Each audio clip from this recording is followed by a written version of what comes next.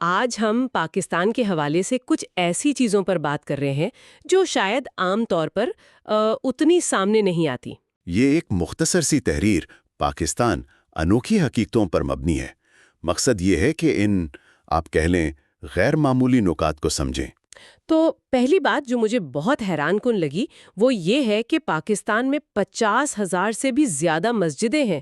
یہ تو مطلب دنیا کے سب سے بڑے مسجد نیٹ ورکس میں سے ایک بنا دیتا ہے اسے۔ تو جی بالکل، 50,000 سے زائد، اور یہ صرف ایک عدد نہیں ہے میرے خیال میں۔ یہ تعداد اصل میں پاکستان کے سماجی اور ثقافتی منظرنامے کی گہرائی بتاتی ہے۔ اچھا، کس طرح سے؟ دیکھیں، اس سے پتہ چلتا ہے کہ مذہب روزمرہ زندگی میں کمیونٹی کی سطح پر کتنا مرکزی کردار ادا کرتا ہے۔ شاید یہ چیز دوسرے مسلم اکثریتی ممالک میں بھی اتنی نمایاں نہ ہو۔ یہ تو اہم نقطہ ہے۔ اچھا، اب کچھ بالکل مختلف۔ پاکستان کا قومی ترانہ یہ صرف 80 سیکنڈ کا ہے، یعنی دنیا کے مختصر ترین قومی ترانوں میں سے ایک۔ یہ بھی عجیب بات ہے نا؟ ہاں، یہ دلچسپ ہے۔ مطلب اتنا مختصر کیوں؟ اس کے پیچھے کئی وجوہات ہو سکتی ہیں۔ شاید پیغام کو بہت واضح اور مختصر رکھنے کی کوشش ہو سکتا ہے۔ یا پھر وہ اس وقت کے حالات کی عکاسی کرتا ہو جب یہ بنا تھا۔ یہ سوچنے کی بات ہے کہ قومی علامات کیسے بنتی ہیں اور ان کا کیا مطلب نکلتا ہے۔ بالکل۔ اچھا، اب تھوڑا تاریخ کی طرف چلتے ہیں۔ تحریر میں ذکر ہے کہ پاکستان پہلا ملک تھا جس نے 1974 میں اسلامک کانفرنس OIC سمٹ کی میزبانی کی۔ جی ہاں، یہ ایک بہت بڑا آپ کہہ لیں سنگ میل تھا۔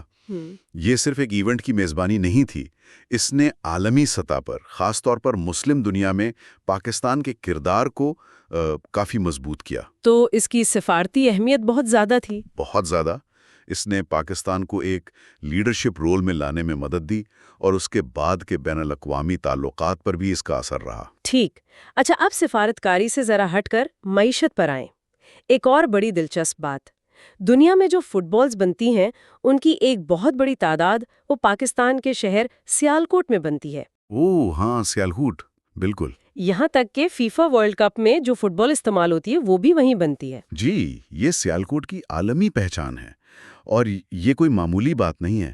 یہ پاکستان کی صنعتی مہارت کا ثبوت تو ہے ہی، لیکن یہ بھی دکھاتا ہے کہ کیسے ایک شہر ایک خاص چیز میں دنیا بھر میں اپنا نام بنا سکتا ہے۔ صحیح۔ اس کے پیچھے تو یقیناً نسلوں کی ہنرمندی ہوگی۔ بالکل، ایک پورا ایکو سسٹم ہے وہاں اس صنعت کے گرد۔ اچھا، اور اب آخری نقطہ جو میرے خیال میں سب سے زیادہ متاثر کن ہے، ایدی فاؤنڈیشن۔ ان کا جو ایمبولینس نیٹ ورک ہے پاکستان میں، وہ دنیا کا سب سے بڑا نجی ایمبولینس نیٹ ورک ہے۔ بلا شبہ، یہ تو ایک غیر معمولی کارنامہ ہے۔ اس کا پیمانہ ناقابل یقین ہے۔ یہ صرف یہ نہیں کہ لاکھوں لوگوں کو بروقت مدد ملتی ہے، بلکہ یہ پاکستان میں سول سوسائٹی کی طاقت کو بھی دکھاتا ہے۔ جی، اور نجی سطح پر اتنا بڑا کام۔ بالکل، کہ کس طرح افراد اور نجی تنظیمیں معاشرے میں اتنی بڑی تبدیلی لا سکتی ہیں۔ یہ انسانی خدمت کی ایک زبردست مثال ہے۔ تو آج ہم نے کافی مختلف چیزیں دیکھیں، مساجد کا اتنا بڑا نیٹ ورک، اتنا مختصر قومی ترانہ، OIC کی میزبانی، سیالکوٹ کی فٹ بال انڈسٹری، اور پھر یہ ایدی فاؤنڈیشن کا ایمبولینس نیٹ ورک۔ جی، یہ سب مل کر پاکستان کی ایک آپ کہہ لیں کثیر الجہتی تصویر بناتے ہیں۔